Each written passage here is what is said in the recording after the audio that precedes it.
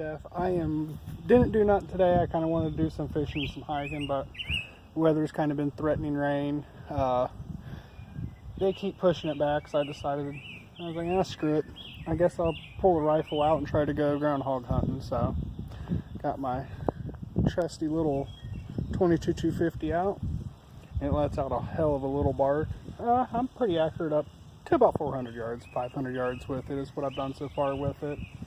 Last year I cleared well over 1,500 yards total. So before anybody sees this and you can't shoot 1,500, no, didn't shoot. It wasn't one shot that was 1,500 yards. It was multiple shots that added up to 1,500. But yeah, I cleared well over 1,500 yards.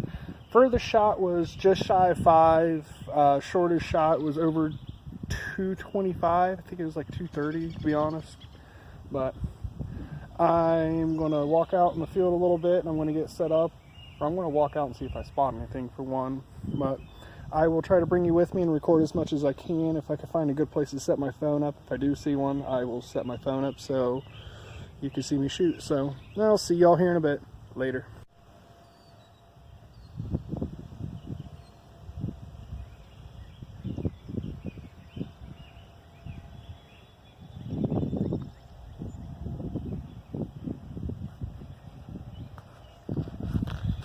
Welcome back. I've walked up the field a little bit. I haven't really found anything. So I'm going to walk down here to the one far edge of the field. We'll come up to the top of it, see if we can peer down into the valley and see if we might be able to, might help if I hold it out here a little bit. I gotta try to whisper because we are stalking. Kind of doing like a stalk hunt instead of setting up and just waiting for one to pop its head out. Which I have a few places that I can do that with right now, but they're a far walk away. Not real far. I could probably go to the one spot that's about quarter, half mile away. That'd be a decent little walk. At the same time, if it does rain, I don't want to get caught out in the rain, so I'm just trying to stick around the field so I can boogie home quick. Let's see, turn it this way. I gotta fix my gun.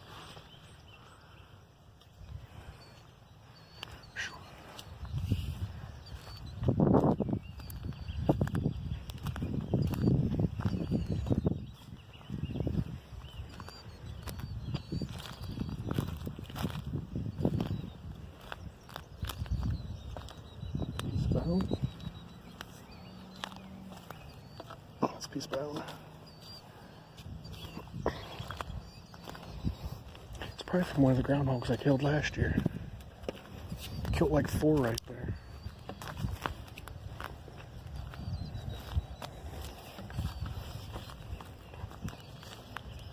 So, get up here about where that little set of trees is. And I can spot down over the hill real nice and well.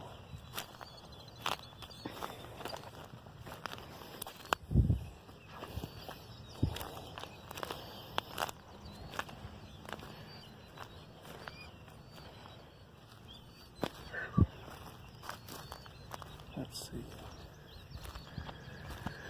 I gotta be careful shooting back over there because they got horses and stuff. So we can't really shoot that direction.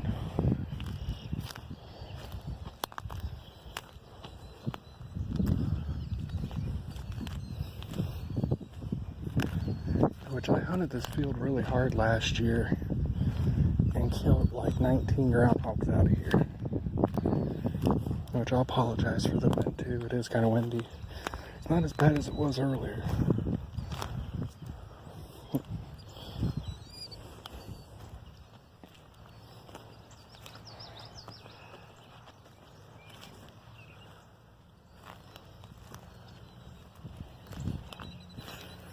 Be careful of the damn corn. Not to trample the corn.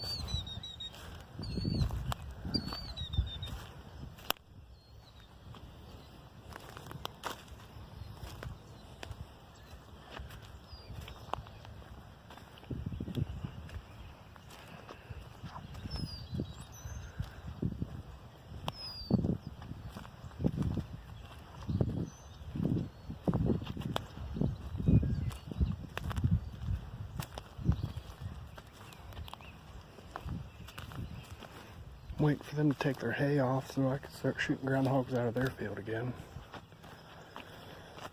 I've been preoccupied with fishing and everything else. I haven't got to do a whole lot of groundhog hunting yet this year.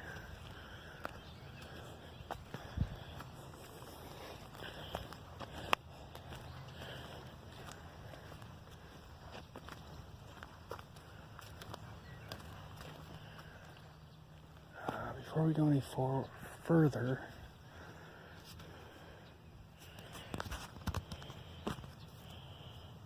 figure out how I want to do this.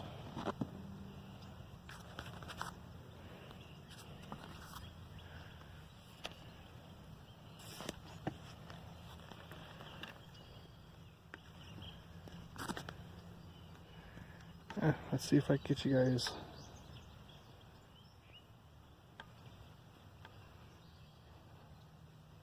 That'd be cool.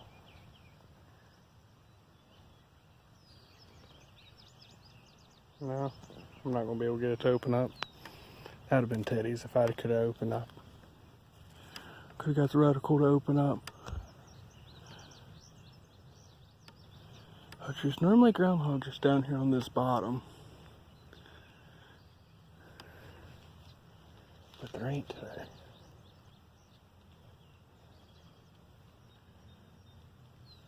Huh.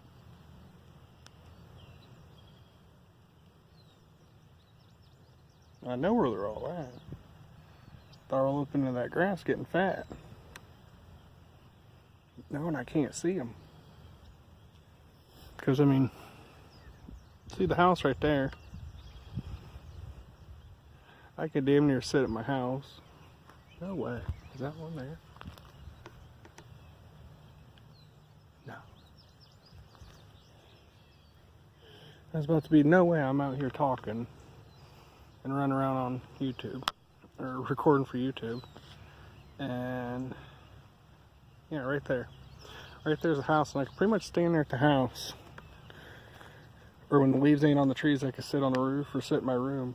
And I can pick groundhogs out of the field down here. That would just, that's freaking cool. That's a riot. But, no groundhogs.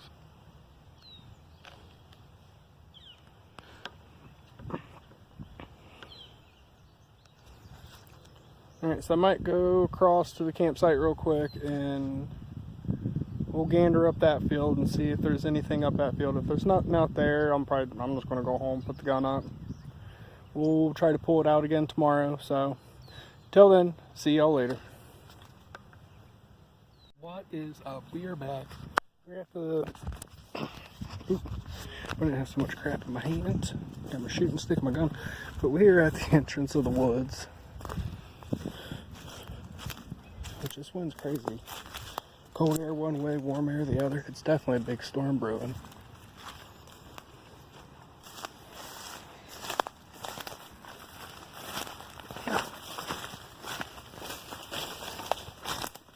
I get briars and everything caught on me. Which I'll show you my crazy tree. This is my crazy tree. I'll show you why it's so damn. You can kind of see it there. It's alive. There are leaves on it. This is what makes it so damn crazy. Which, yeah, we were chopping on it a little bit. We got a little tipsy, a little drunk. Just decided that we were going to try to chop this thing down. It's a whole lot stronger than we thought it was. Yeah, that thing's crazy.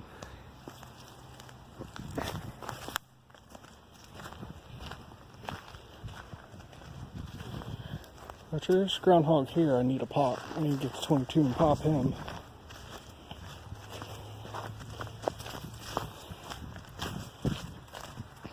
There's campsite.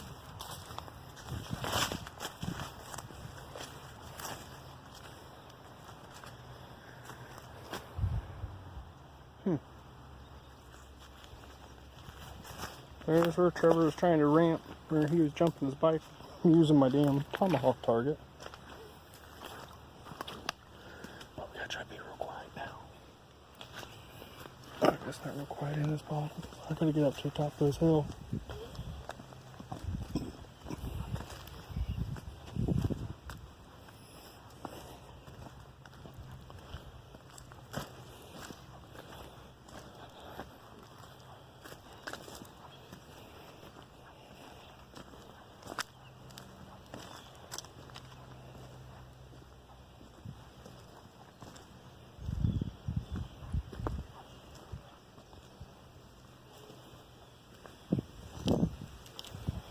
Which they totally tilled this field up.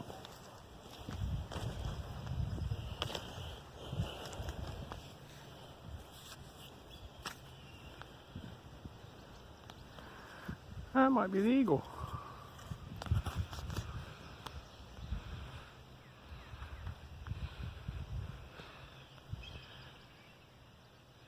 And it's either eagle or it's red tail, one of the two.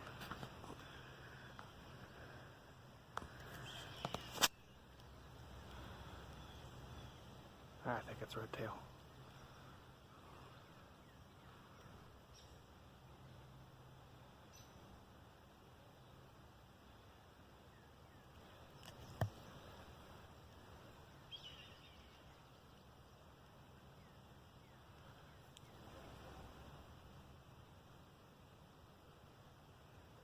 You don't want none of this, bud.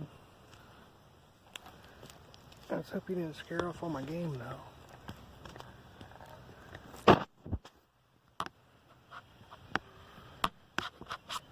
Starter scan. Get my fingers out of the frame. Starter scan back over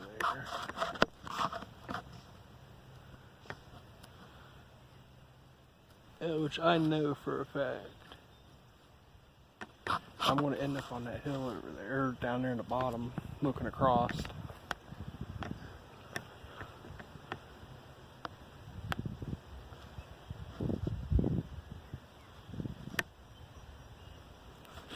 I've only ever seen groundhogs on this side of this hill, just 2 or 3 times.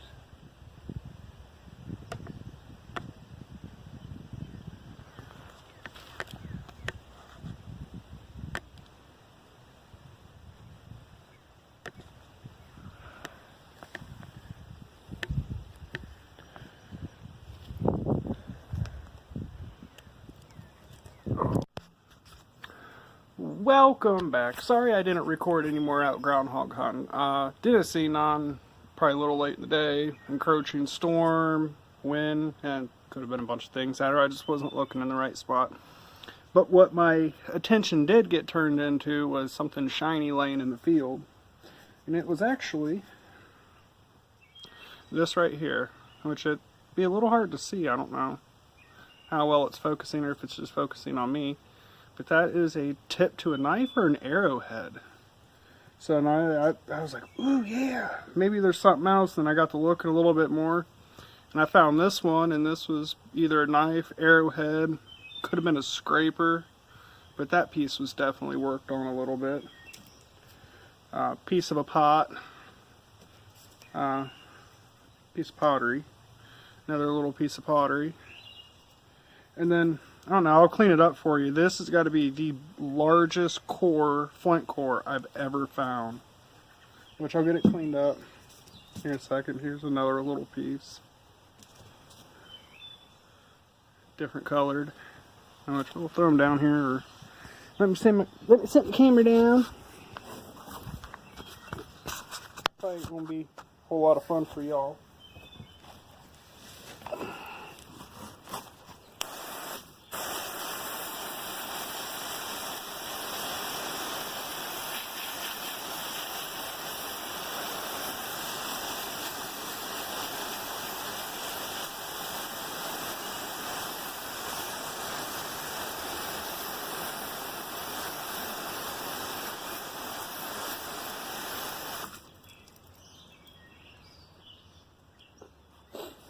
And that right there, I don't know how well you can see it, is why they quit working it. They were what the Indians would do is they'd break pieces off and break pieces off and break pieces off till they hit a patch like this, and they wouldn't break no more off it. But that is what you call a core. That one there. I don't know, this little rock here just kind of popped out of my eye. Really for no particular reason other than it's hard. It's not sandstone. And it's just, I don't know, it looks like it kind of fit your hand. I don't know how well you can see it. It fit your hand kind of well. I tried working or napping a while back, and that would have been a rock that I would have napped with. I mean, it's just how it felt in my hand. Feels like it'd fit a lefty.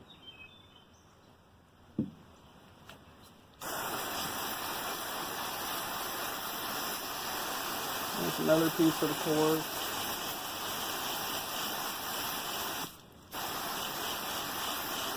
Which I should have recorded a little bit while I was arrowhead hunting, but I don't know, that would have been more boring than watching a lot of people on YouTube hunt and fish and look for arrowheads. I think I'd rather watch paint dry.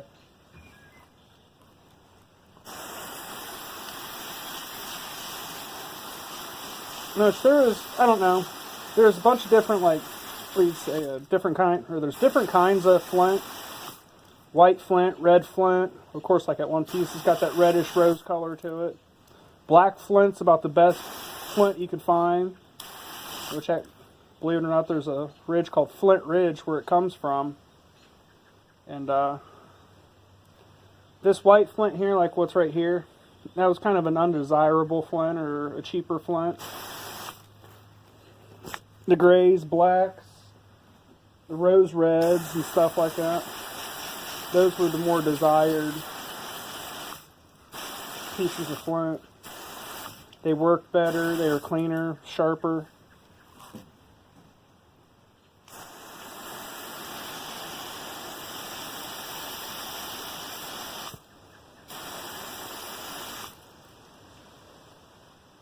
This one here, this is like a rose color. It's real pretty. I like it. Which, I don't know, it might have gotten thrown out because of that right there. There's an imperfection right there. I don't know how well you can see it. I'm glad I didn't open up my beer.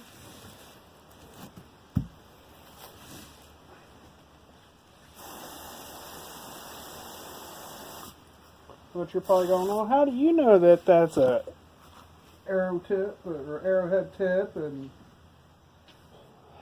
how all that stuff, and how do you know? How do you know? Well, I will take you up to my messy room with me, and I will show you how I know this. There's my dog, Missy Lola. Miss Lola, you coming inside? You staying out here? Well, which it's dark. Sorry it's so dark. We'll come up here.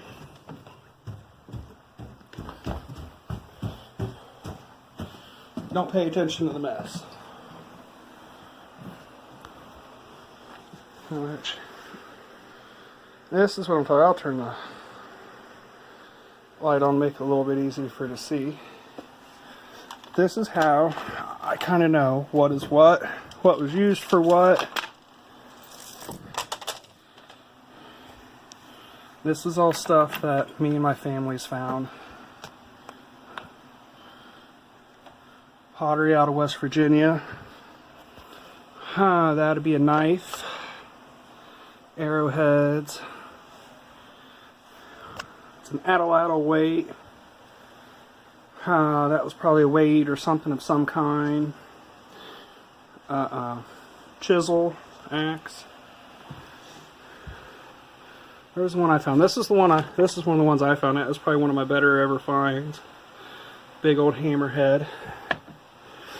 And that's a stalactite or a stalagmite from Bird's Cave, or from Birdstown, Tennessee, out of a cave. I just got a lot of flint here. Where was the one? My daughter found one of these. Oh no, where'd Caden's arrowhead go? I will be so mad if it's missing.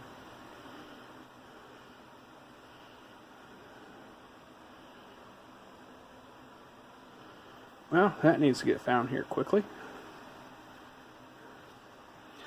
Oh, right here. Best find that I was ever a part of. My daughter found that. And I wore that thing around my neck for the longest time. Found this one last year. That was being worked on. And that was the beginning of either a spearhead or a knife. Probably a knife. So, I mean, there was a trader's pipe.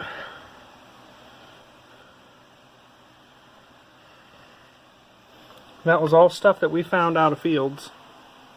Which, I mean, I have more. I have lots more. That whole box is full of stuff.